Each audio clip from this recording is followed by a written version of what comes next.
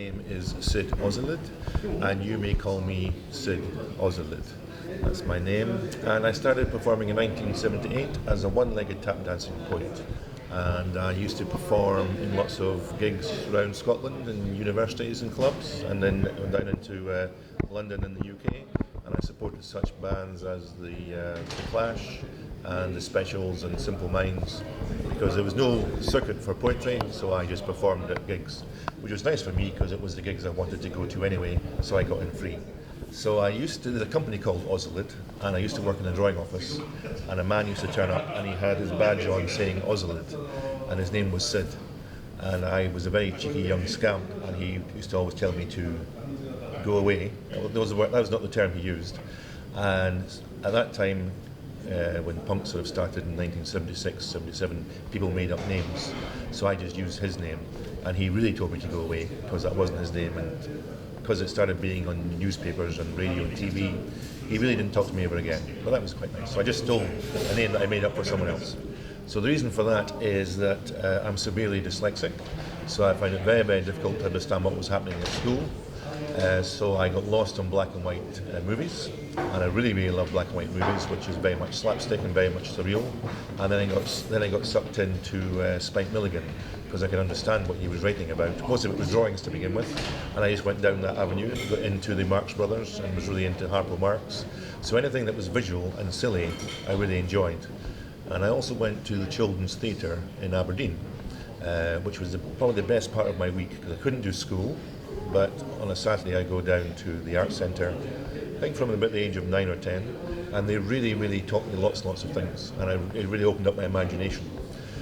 So I like silliness, and I think it came from the black and white movies. Yeah, I had an accident last April. I banged my head in my own car. It was a bit of a freak accident, but the impact was life-changing. I ended up not being able to walk, not being able to talk, not being able to speak very well, not being able to remember most things. Short-term memory was terrible. I would get sent off to the shop to buy stuff and have no idea what I was there for.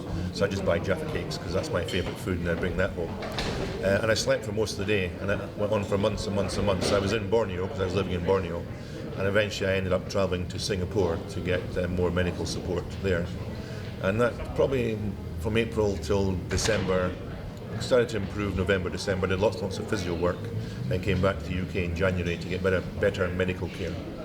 And when I came back, I still was very confused and finding things very difficult and really couldn't do much by myself.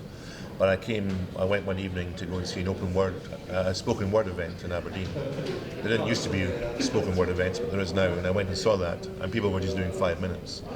And I recognised that although my mind was very confused, I still had this spark of sort of insanity or stupidity where I could say spontaneous things, and that didn't seem to be affected. So I thought, I'm going to make myself go and try and do 5 minutes of poetry.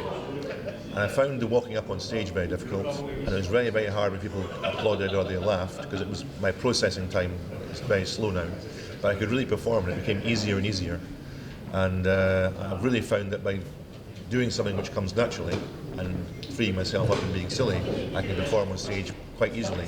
The hard job is beforehand, and the hard job is afterwards, when I have to deal with things round about me. But when I'm actually on stage, it's quite easy, and that's why I've been doing it. It's about reprogramming the brain and getting my brain to work again. It's almost like reprogramming the mind. It's like the things I could do in the past, I can't do anymore. The way I thought before, I can't think that way. The way I'd organised my life before, it's just not there anymore. And the biggest thing has been to let go of who I was in the past. That's been very, very difficult, emotionally quite difficult. So now all my appointments are on my phone, just minute by minute, day by day, and I have to break each day down and each hour down and say, that's what I'm doing. And I even talk to myself whilst I'm doing it to make sure I'm doing the right thing. So it's about reprogramming my brain. And I found that with the poetry, once I could learn the words, it's almost spontaneous when I go on stage. So my whole body frees up, and it becomes very, very natural for me. And I think I mentioned to a few people, it's like walking through the forest and there's no pathway. But the more you walk on that path, the more you create a path for yourself. And all I'm doing is opening up new pathways in my own brain by using the poetry. And that has a knock-on effect to everything else I do in my life. So my memory is getting better, my ability is getting better, my movement's getting better. I don't get so tired. what happens just now is when my brain gets tired, my body gets affected and I can't control it so well, and it becomes quite physically quite obvious I have a problem. But most of the time people can't see it, which is nice. So it's just a way of actually growing and healing myself from within. Right. So when I come off, and so last week I was in London and I performed at the Poetry Society in Covent Garden. And it was really packed, and of course it's a nice place because people are there to see poetry, and I hadn't been there for about 8 years because I've been travelling a lot. And you go up, or I went up, and it was a bit overwhelming, and my walking wasn't so good. It took me a long time to go up, and it took me a little bit of time to get started.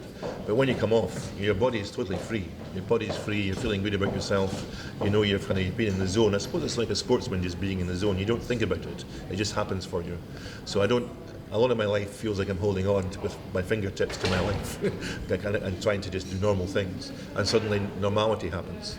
And then people speak to you, and young people speak to you. And that's nice, because young people normally wouldn't speak to me, why would they?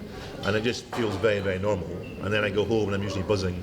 I usually sit up for an hour or two and snack on chocolate biscuits and stuff, and everybody else goes to bed and I'm buzzing around, and you come down and you go back to bed. So you know your brain has lit up, and your body's lit up, and your soul has lit up, and that's all just part of the healing process.